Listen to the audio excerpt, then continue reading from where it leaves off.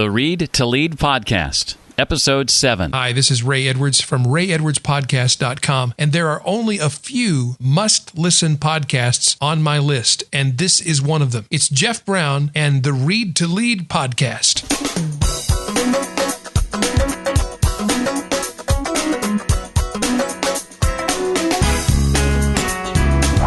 I can't tell you how many times people have come up to me and have said, Pat, I just loved the wedding video you shared of you and your wife. That was a really cool dance she choreographed. That has absolutely nothing to do with my business and my niche, but it has everything to do with building that relationship and the trust with your audience. Welcome to the Read to Lead podcast with Jeff Brown. Jeff believes that if you desire to achieve true success in business and in life, then consistent and intentional reading is a must. The Read to Lead podcast will not only help you narrow this ever-important reading list, but also bring you key insights and valuable feedback from some of today's most successful and inspiring authors. And now, here's Jeff. Welcome to the Read to Lead Podcast. If one of your passions is reading like it is mine, then you've come to the right place. My goal is to help you develop a more intentional and consistent reading habit, in part because I believe that reading is essential to your success. Now, each week we sit down with another successful and inspiring nonfiction author, and we talk about not only their latest book, but also their thoughts on leadership, personal development, career, business, entrepreneurship, and a whole lot more. This episode features a conversation with Pat Flynn from the Smart Passive Income blog and author of the recent book, Let Go. But first, I want to take a few seconds to recognize our sponsor, and that is Audible.com. You obviously enjoy listening to podcasts and would probably also enjoy listening to the occasional audiobook, too. And I've got the perfect deal for you, courtesy of Audible.com. You can sign up for a free 30-day trial and download your first book for free today. Just go to readtoleadpodcast.com/audible. That's readtoleadpodcast.com/audible. Pat Flynn is a hugely successful blogger, blogging at smartpassiveincome.com. He hosts what is often the highest-rated business podcast in iTunes, the weekly Smart Passive Income podcast, and earlier this year added published author to his list of accomplishments with the book, Let Go. It is my pleasure to welcome Pat Flynn to the Read to Lead podcast. Welcome, Pat. Hey, thank you for having me, Jeff. It's a pleasure to be here. Well, first, just on a personal note, I love how your personality and goofiness comes through in your podcast. People really seem to appreciate that about you. Thank you. Yeah, I mean, it's I love the podcast because it just allows me to be myself, and I'm kind of a goofy person once you get to know me, and it's nice because I'm not actually speaking to anybody. I'm just speaking to a mic, so I just feel like I can be myself, and people seem to resonate with that, which is great. I mean, one of the things I do, as you know, is in the first 20 seconds I share. I mean, I don't share. I actually have my voiceover movie voice guy share an interesting tidbit about myself, and they're typically very random. And I have a lot of people come up to me at conferences and say, like, dude, I'm afraid of spiders too, or I was in the marching band also, or I had a crush on Kelly Kapowski from Saved by the Bell too. Just a lot of random things. Yeah. And when I first did that, people were like, you are an idiot for doing that, and spending all that money with a voiceover guy for doing that. But a lot of them have come around to say that is a genius thing to do. So very David Letterman-esque of you, I think. Well, initially when preparing for this, I sort of felt like I needed to make sure that since you've done so many interviews, you've got your own podcast, so we needed to cover material that's never been covered before, ask you questions that have never been asked of Pat Flynn. But the more I thought about it, the more I realized that I needed to stay true to my show's mission and goal, and that likely most people listening to this are just like I was a few months ago, someone who had never heard of Pat Flynn. So if you would, Pat, take a minute or two to share with us your story as it begins about 5-7 years ago to today. Sure. Back 5 years ago, I mean, maybe even 7 years ago, I graduated college from UC Berkeley with an architecture degree, and that's what I was sort of trained to do. I had spent my whole life doing everything the way I was supposed to do, from high school getting great grades to doing all the extracurriculars to even when I had the job that I got out of college in architecture to going way above and beyond the call of duty, and I was climbing the corporate ladder there. Again, doing everything I was supposed to do until summer of 2008, I learned that I was going to get laid off, and it was a very, very, very sort of depressing moment. It's just unbelievable. I couldn't believe, even the words coming out of my boss's mouth were, Pat, you're one of the youngest, brightest guys I know, comma, we have to let you go. Which just like I'm still blown away of the fact that happened. But I'm very fortunate because to make a long story short, I actually took a website that I built when I was studying for an exam when I had my architecture position still, a site that I had spent maybe a year putting content into just to help myself and a couple other coworkers pass an exam. And after I passed that exam in early 2008, I just let it sit there. And, I got inspired after I got laid off from other podcasts, actually, that featured success stories of people doing business online, that I decided to take this website that I had and turn it into a business of my own to help other people pass the same exam that I passed just a few months earlier. And it exploded. I mean, in the first month that I opened up the comments and everything like that, people started asking me questions and viewing me as an expert, and people were almost demanding some sort of more convenient way to process the information. So that's when I wrote an ebook that I eventually sold in October of 2008. And that very first month, I had made $7,908.55 by selling a little over 300 copies of that $19.99 ebook. And it was absolutely life-changing. And the income just started to grow each and every month. And that's when I started the Smart Passive Income blog, which is where most people know me from now, where I sort of just share everything that has happened. Ever since the beginning, I've been sharing all the details, all the wins, all the failures, things I wish I would have done better. I've created new businesses publicly on the site and showing people the sort of progression and how that goes, just to really show people of the what opportunities are available to them out there. Stuff that I didn't know existed until I went through that dramatic moment in my life, and I don't want people to have to go through stuff like that to realize really what's possible. And also, sort of where I'm at now is I've sort of unintentionally become the sort of leader in this space where, I mean, just because of who I am and the way I think things should be done, I'm very honest and authentic about everything. And unfortunately, fortunately for me, but unfortunately, that's a way of standing out in the niche I'm in. It's drives me nuts that being authentic and honest is standing out. Like, it shouldn't be like that. But, as a result, sort of my site and everything I do has been sort of pushed up to the top, which has been great. And so I know I'm in this leadership position, and I know a lot of people follow my example. And so I do my best to try and provide as much free information as I can to my audience to help inspire and help them get things going for them too. Making money online for so long was kind of in that late night infomercial camp. Oh gosh, it was terrible. And you kind of came in and disrupted that a little bit.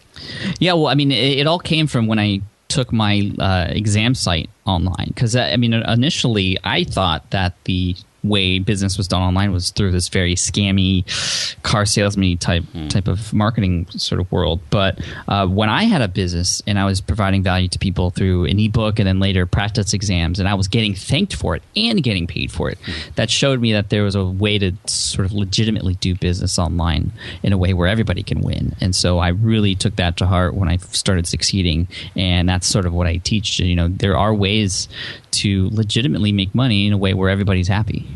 People like John Lee Dumas of Entrepreneur on Fire and myself, we have sort of begun laying the foundation of a platform with a podcast. You, however, started your blog, of course, and have added the podcasting dynamic. How has that dynamic altered with a podcast added to it? Sure. Well, the blog started in October of 2008.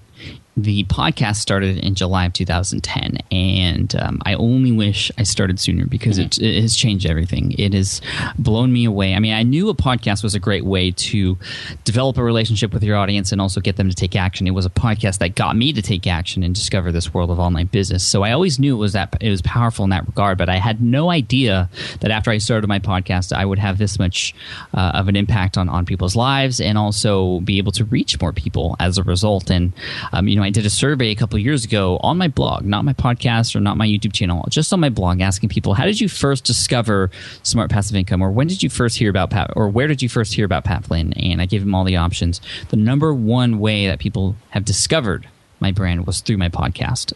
And it was incredible. I think 19% of people, 1 out of every 5 people, found me through iTunes.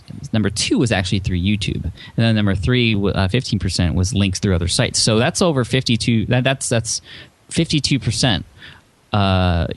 People discovering me outside of my own site, and the top one being the podcast. But even more than just the reach, it's it's allowed me to create these really deep connections with my audience. And like we were talking about earlier, people are listening in the car, or at the gym, or on a walk, or whatever, and they're listening for a very long time. I mean, when you think about a blog post, people spend 3 to 10 minutes reading a blog post. Tweets and Facebook posts, much, much shorter, obviously. And then even videos, people's attention spans are up to 5 minutes. And then after that, they're browsing somewhere else. But a podcast, people are listening for over an hour sometimes. And they're engaged. And it's because of the fact and sort of the way that technology works, people can take the podcast with them wherever. And as a content provider, you're actually sort of injecting yourself into people's everyday, regular lives. I mean, you become a part of their life. And I've heard it time and time again where people come up to me at conferences and stuff, and they say, Pat, I feel like I know you. And, it's crazy. I mean, it's just it's unbelievable. And that's why, I mean, you said you noticed the sort of a number of podcasts that I've had so far. It wasn't regular at first. I was doing every 2 weeks at first. Okay. It was only when I discovered this year, actually, how much of an impact the podcast has made, because everybody came up to me and was talking about the podcast before anything, that I decided to switch to weekly. And then a couple times during the year, my server went down, so I haven't been able to keep up. But I've been I'm set on weekly, and even just switching to weekly has definitely made a big impact. I actually just today passed 4 million downloads in iTunes. Wow. Well, when you sent out that survey and you got the responses you got, were you surprised by them, or was part of the survey kind of just to validate what you already thought? It was to validate that podcasting and YouTube and things outside of the blog were up there. But it blew me away when I saw that podcasting was number one, definitely. Well, Pat, what advice would you give to someone desiring to develop a personal brand and begin the process of presenting themselves as a thought leader in their space like you have? Well, I think there's a number of things you could do, but I think what it comes down to is sort of discovering what your unique selling proposition is. That sort of thing about you that, makes you stand out from everyone else in that same space that you're in. And, it's a lot of times people have trouble with that. When you really think about it, it's your personal brand. It's you, and nobody else is like you. So there's definitely things about you that you should not take advantage of, but use to your advantage and sort of milk, because those are things that are uniquely you. And there are people out there who will connect with you just because of who you are, regardless of, how you present your content. That's just how it is. And so really determining what your strengths are and what differences that you can provide, the things that you can provide that no one else can provide. Another way to think about this is what's your unfair advantage? What unfair advantage do you have that other people can't bring to the table that you can bring? And definitely making sure to highlight those things along the way. And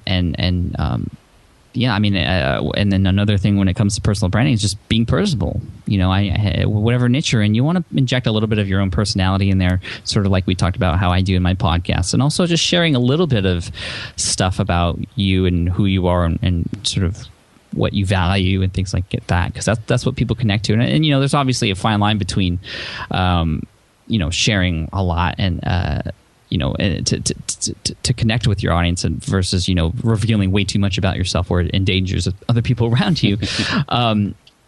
But you just want to use common sense when it comes to that. But also, I can't tell you how many times people have come up to me and have said, Pat, I just loved the wedding video you shared of you and your wife. That was a really cool dance she choreographed.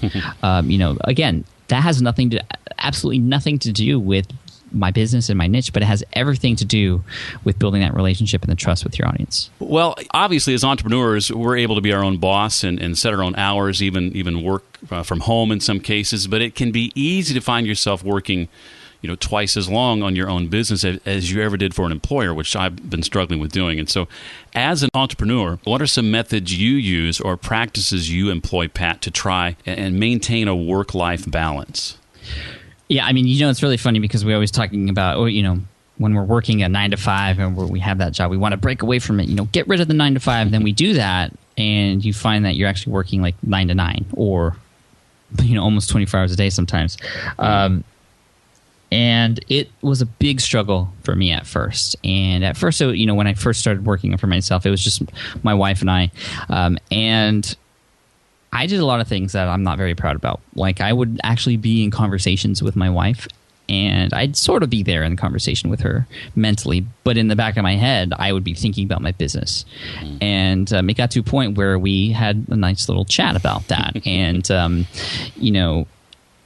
it was pointed out to me, and I didn't even realize I was doing it. It was unfair. And then there were even points when I realized that when I was working, and this especially happened after I had kids, when I was working, that I really wanted to be with my kids, and I wasn't focused on the work like I should have been focused on. And so that really led me to the fact that, as much as we want to break away from that 9 to 5, you still need a schedule, and you have to stick to it. And that's probably the most important thing, to be able to sort of turn your brain off and get into personal mode when you need to be in personal life, and to be 100% wherever you are. If you're in work, you're 100% working. If you're not at work and you're with your family, you're 100% with them. It's only fair to them. And so the schedule will help you do that. And for me, my schedule is kind of interesting right now. And for everybody, it's going to be different. And it's sort of based on, for me, it's all based around the kids and my wife. And, you definitely have to communicate with the people around you to create that schedule. And if you're by yourself, if you're a programmer and you're working by yourself from home and you're an entrepreneur, you still need to create hours, or else you're going to find yourself overworking yourself. You need to reward yourself sometimes with some time off. And sometimes it's that time off where your brain gets to sort of reset and subconsciously think about the things that you're doing, even while you're sleeping. Sometimes, you actually can make progress on your business when you're sleeping, or when you're not, even thinking about it. And so, just giving your brain a rest sometimes is really important. So having that schedule is really important. But also for me, and this is especially important now that I have kids, is to have an actual physical space where it's work time. And when I'm in this room, everybody else in the house knows that this is Daddy and he's in work. But when I'm out of it, I can close the door, and I myself can be out of work mode too.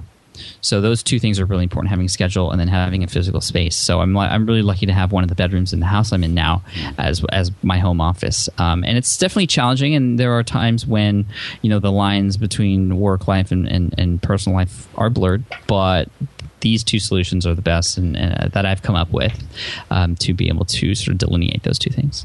Well, let's shift focus a little bit to the book, Let Go, something that you initially published on the Snippet app platform exclusively. And I also know you to be the type of guy, you don't put out a product for the sake of putting out a product or have something to sell. You're very deliberate and intentional about what you do. What prompted you or spurred you to want to release this book, and specifically on that narrow, I guess, a platform early on? Sure. Well, for those of you who don't know, Snippet app is a sort of reading platform, or a sort of multimedia reading platform on iOS, so iPhone and iPad, and it's brand new. So it was definitely a risk to sort of publish my first book on this brand new platform. But the reason I did it, I've always had this book in the back of my head, Let Go. It's called Let Go for a couple of reasons. One, because it's about my story of how I was let go from architecture, but also more than that, it's how I had to let go of what I was sort of conditioned to learn growing up, and sort of being on that, quote, right path, and sort of letting go of that to discover my own way, and also letting go of the fears that I had along the way as well. But I've always had this story in the back of my mind, and there were opportunities to write it, but when I had this opportunity and I saw a demo of this brand new platform called Snippet app, and saw the multimedia capabilities of it, which I know iBooks had, but it also has social media capabilities as well. So within the book itself, people can view a hashtag conversation and add to that conversation, and they're adding a lot more cool features where people can share certain things, or even take pictures while you're reading the book with those devices to share with everybody else. For example, there might be a prompt in a book, and I didn't do this because this feature wasn't available, but they were talking about it. Imagine in the middle of a book where you finish the first chapter and it prompts you to take a picture. You just push a button and you take a picture, and you get to see a gallery of all the other people who are reading that book and where they're at. That's so cool. It's just the interactions that are available with this platform are endless. And so I got really excited, especially because I knew I was going to be one of the first authors on this platform. How many people could say that they were the first author on a new platform? I don't even know who the first author on Amazon was, but that would be a really cool thing to say. So I wanted to be one of the first authors on Snippet app. So I took this opportunity. I wrote the book, and I gave it to my editor, Matt Gartlin from winningedits.com, who's amazing. And he was like, oh, so where are you going to publish this book? Is it going to be on Amazon? Is this going to be sort of create space or self-publish? Something be like, and then I told him, this is going to be on Snippet app. And he was like, okay, what's that? And so I gave him the sort of demonstration that I was given. And he's like, okay, we haven't even scratched the surface yet. There's so much more we have to do because video was a huge component of this book for me. And at the end of most of the chapters in the Snippet app, you press a button and it plays a video that relates to that specific chapter. Sometimes they were video sort of interviews of myself on location on, in San Francisco and other spots where certain things happened in my story. But also there are video interviews of my wife and also my dad, which, those are two critical characters in my life who played a major role in sort of where I got to now.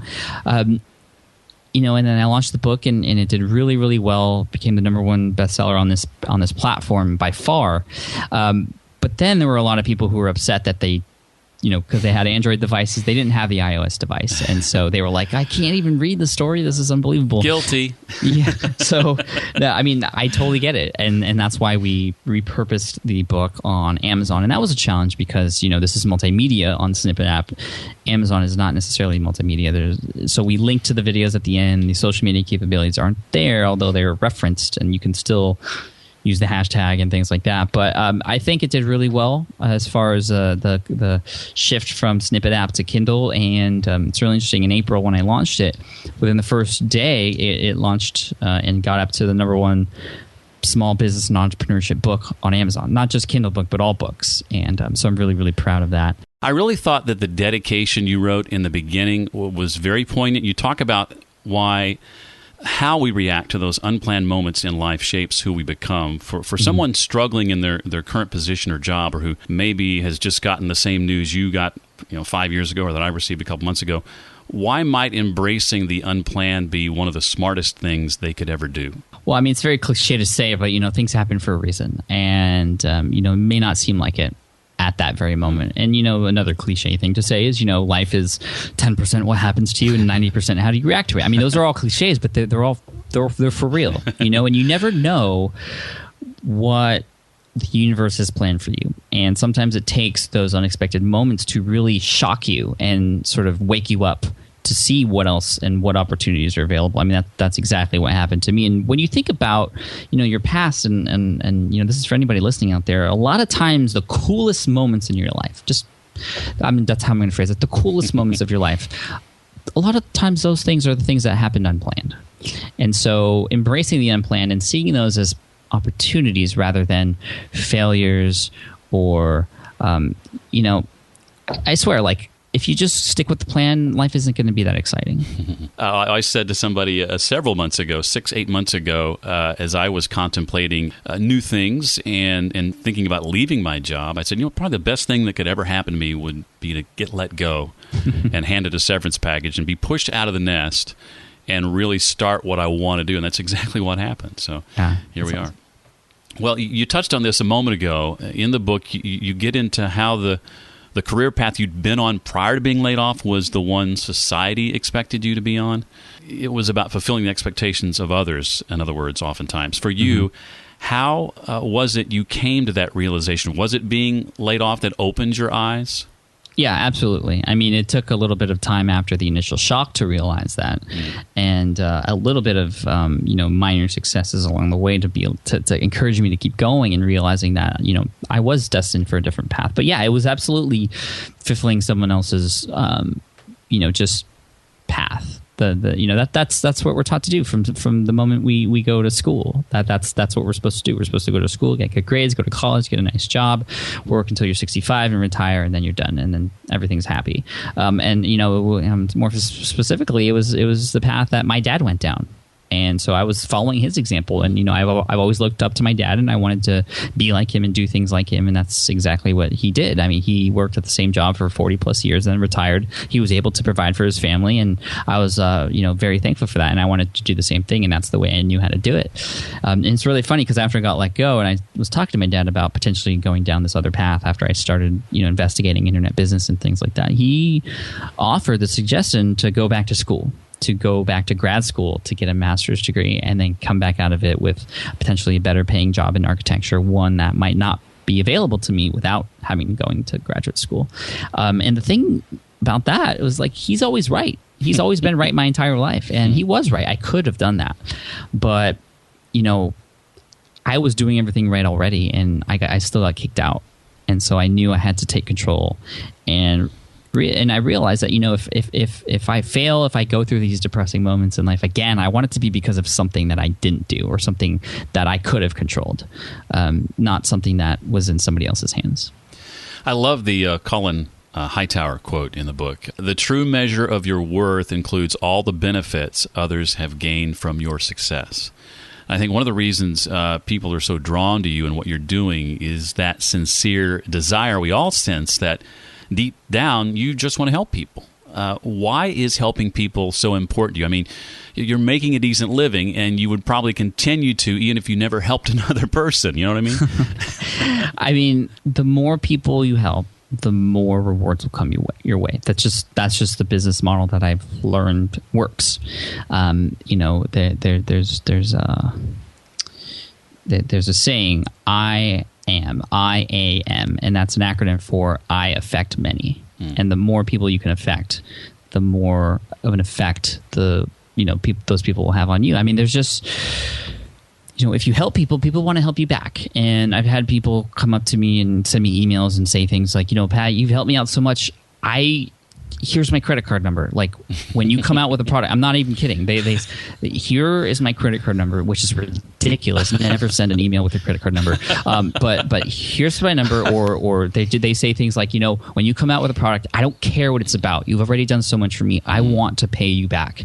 And it's just so amazing how much people want to pay back. And that's human nature. When things are done for you, you want to do things back. And there's a lot of salespeople who take advantage of this sort of part of human nature. Car salesmen, I'll throw in the leather seats for free, knowing that when you do that, you're going to be more likely to make that purchase. But there are ways to do this legitimately, where if you actually really want to help people, and you actually do, you provide value to them, and you make their lives better, your life is going to become better as a result. So that's always been my primary motive now, is to help as many people as possible. And yeah, that's sort of you can't really count the numbers, because there's countless people who, potentially have been helped. And, it's nice to have some sort of meter.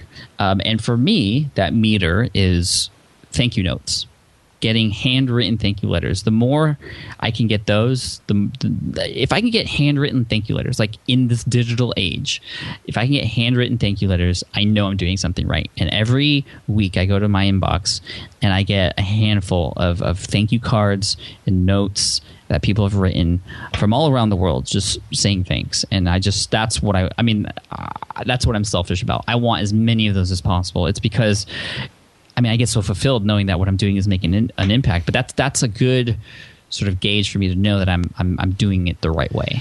If you're like me at all, and I in this way, and I sense that you might be, I'm thinking back to like when you were first selling your lead exam, and as I read in the book, and going out and taking a walk, and coming back and realize another sale had taken place while you're out on a walk. Yeah. I've been in sort of a similar situation before, where when that happens, it's like, oh my gosh, what if they don't like it? What if they complain? Did you ever struggle with those kinds of doubts, even once that thing, whatever it was out there?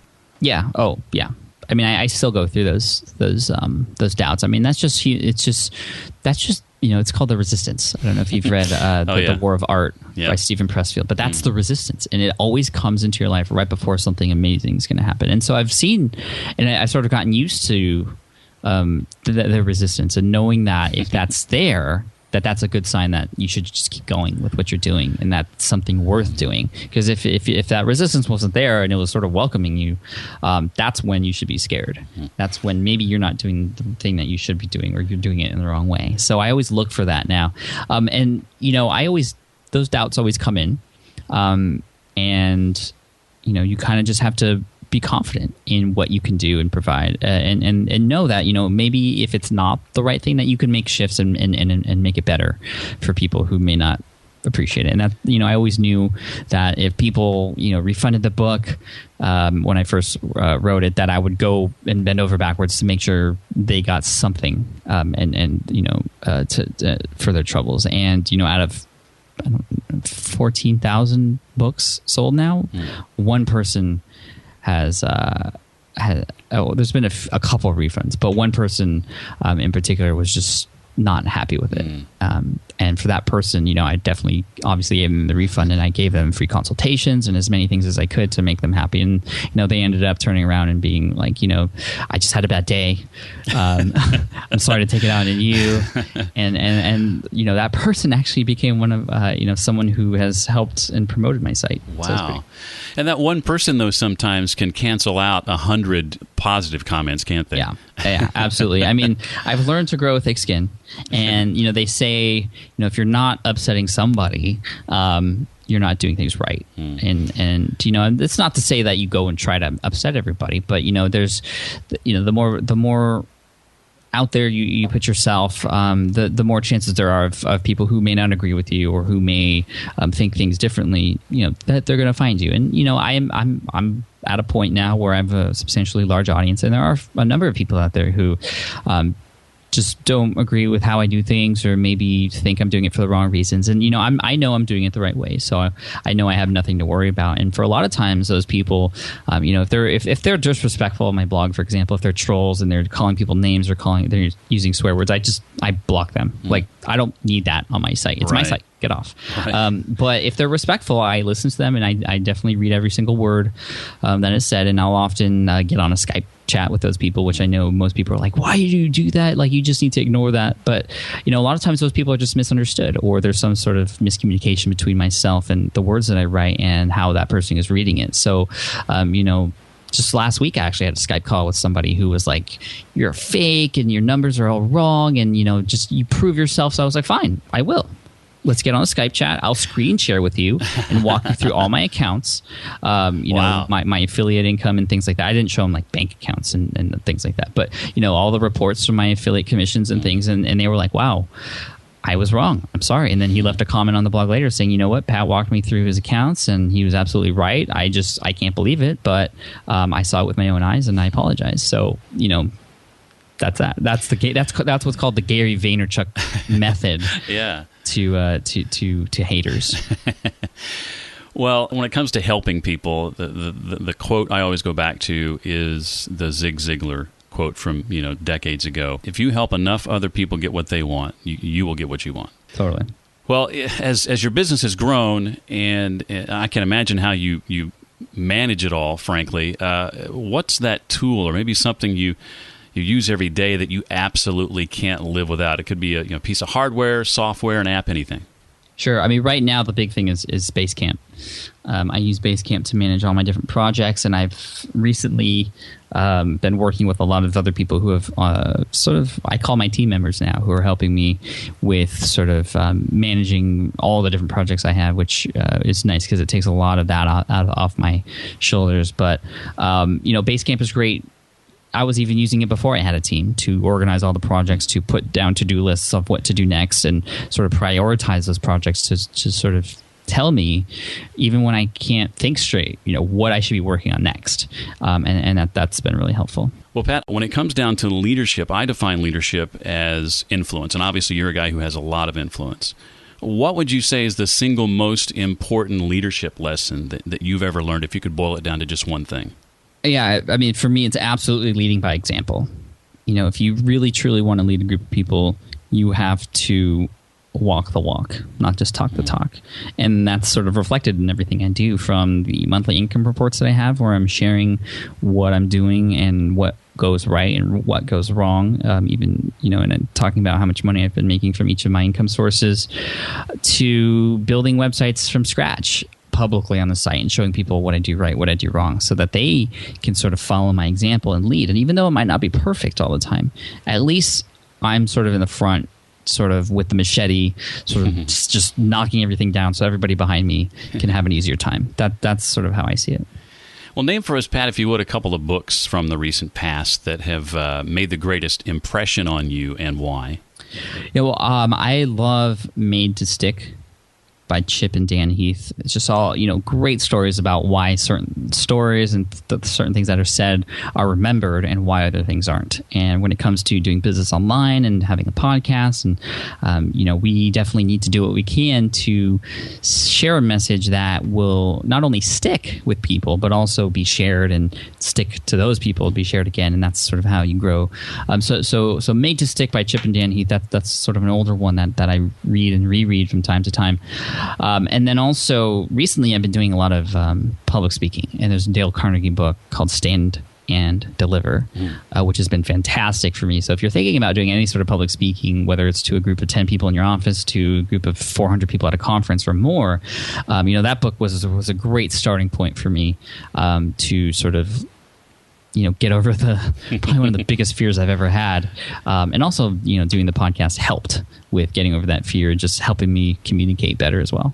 Well, you've tackled so many things that you used to be afraid of. I know doing video was tough at first, public speaking, the podcast, and even despite being in radio for years, public speaking still scares me to death. So someday I'm going to branch out and do that and have that courage that you've had. I mean, it's been a lot of fun. I'm kind of obsessed with it now, and I have my very happy to share that I have my very first keynote coming up, the opening keynote for this conference, the Financial Blogger Conference in St. Louis this October. So I'm super stoked about that. Isn't that funny how that works? It goes from being the thing you're most fearful of to being something you just love to do. Right. Like I said, when the resistance kicks in, that's how you know it's something worth doing. Well, I have a listener question from the website. You can click a button there on the right of the website and leave a voicemail. And today's question comes from Pablo. Hi, Jeff. It's Pablo from ChefPablos.com, where I share my passion for the foods I learned to love growing up in Pat's hometown of San Diego. Authentic Mexican and Asian cuisine, as well as some of my favorite restaurant recipes. Jeff, I got to tell you, your podcast has quickly become one of my top fives, along with Smart Passive Income. But, Jeff, your production value, the content's amazing, the guests, to say they're stellar is an understatement. Pat, I've listened to every single episode of your podcast, and you changed my mindset towards internet marketing. I used to be focused on just making money, self-serving stuff, not worried about the quality of the content.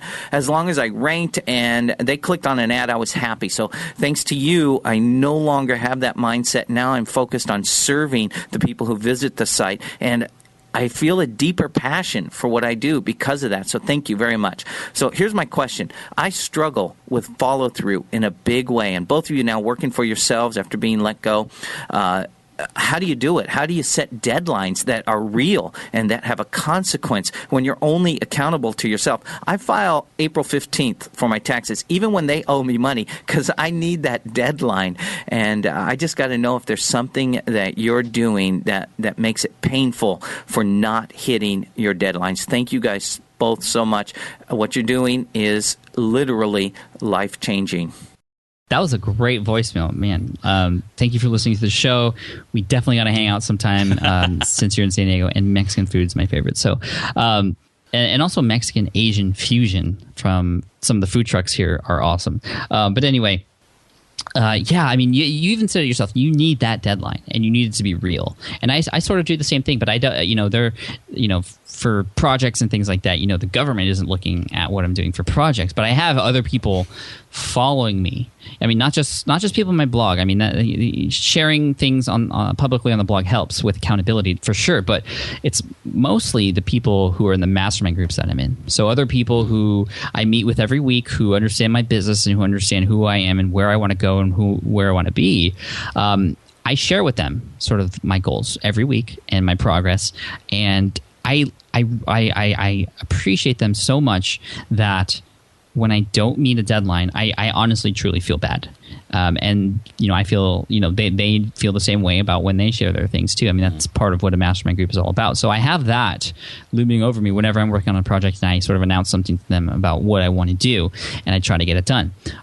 I don't do this particular strategy, but there is a website out there. I can't remember the name of it, but Derek Halpern from socialtriggers.com recently has been talking about procrastination, and he said that there's this website out there where you can pledge money, like put money on the line for a task that you want to do. And if you don't get it done in time, it actually goes to a charity that you hate. That's a great idea. And yeah, right? I mean, that's such a good idea. And that has motivated a lot of people. I think that's what Derek does. But putting money on the line or telling a friend about something that you want to do and actually holding you accountable to it and actually giving them money. Money is a great form of motivation. Obviously, just like taxes and the penalties that happen if you don't give them in on time. So even just a friend or family member just holding that money for you, who will take it from you if you don't finish what you need to finish. That helps too. But I mean, just being in the mastermind group has been probably the most important thing for me in wanting to follow through, not just so I don't let those people down. Also, maybe not necessarily putting money on the line, but putting a reward of some kind on the other end of it when I do follow through. And whether that's, going on a small trip or getting, a shaved ice from Wahine Kai or, little things like that. All those things matter. I mean, that's what keeps me motivated to keep going and keep following through. And also probably the biggest thing is, you started whatever it is you started for a reason. And you got to think about who is not going to see it until it's finished, and how many people you could potentially be either letting down or who might not benefit from the information you have to share or the product you're trying to create. There's going to be a lot of people out there who aren't going to benefit until you follow through, and sometimes thinking about those people helps me keep going too. Well, Pat, I feel like we've only scratched the surface, but our time is quickly coming to a close. We'll include, of course, all the relevant links in the show notes page. But before we go, tell us again where we can find you online, where we might be able to find you on Twitter. Any other projects coming up maybe that you'd like others to know about, whatever it might be. Sure. Well, my, I'm very transparent. My home address no, I'm just kidding. My Twitter handle is Pat Flynn, and you can find me at smartpassiveincome.com. I'm always working on new projects, so it's hard to pinpoint one now. But if you go on Smart Passive Income, you'll sort of see what I'm working on. I guess the biggest thing I'm doing now is I'm building another business from scratch, and it's going to serve the food truck owner market. And that's sort of, you'll see the progress. If you go to nichesitedual.com, you'll see a community of over 4,000 plus other people who are sort of following my lead with this and creating their own sites too. And there's a leaderboard there. There's a forum. It's a lot of fun. But again, Jeff, just thank you so much for having me on the show. It's been a blast, and I can't wait to hear from the listeners to see how they liked it or not. Well, Pat, thank you very much for your time. You have been very gracious and very generous, and we thank you very, very much. Thank you, Jeff. Well, you heard the man. Pat wants to hear from you. Let him know what you thought about today's episode and what Pat had to say by sending him a tweet to @PatFlynn on Twitter. That's PatFlynn, @PatFlynn on Twitter. To comment on this episode, you can go to my blog at readtoleadpodcast.com/007 for episode 7. Just scroll down to the comments section and you can leave your comment, question, or whatever it might be. That's also where you'll find the show notes for today's episode. All the links and resources we discussed can be found there. One more time, that's readtoleadpodcast.com/007. Finally, it would mean a great deal to me if you would rate the podcast. Now, this helps ensure others are going to have a better chance of finding it. Would mean a great deal to me personally. And if you give it a 5-star rating and leave a review, I'll be sure and mention you by name in an upcoming episode as a small way of saying thanks. To rate and review the podcast, just visit readtoleadpodcast.com/iTunes. That's readtoleadpodcast.com/iTunes. I want to say special thanks to our latest 5-star reviewers, Frank Gustafson, also A. Alther, Cheryl Carver at cherylcarver.com, Froimo, gotta love these iTunes usernames, right? Also Steve Smith, Ron at focusandgetstarted.com, Paul Vandermill, and finally Paul Blaze from the Doubt the Doubts podcast. Well, that'll do it for this episode. I'll see you next time on the Read to Lead podcast. Thanks so much for listening to the Read to Lead podcast. As a subscriber, we challenge you to be more than just a passive listener. Become a vital member of the community. Visit us on the web at readtoleadpodcast.com and chat with other members at facebook.com/readtoleadnation. Until next time, remember, leaders read and readers lead.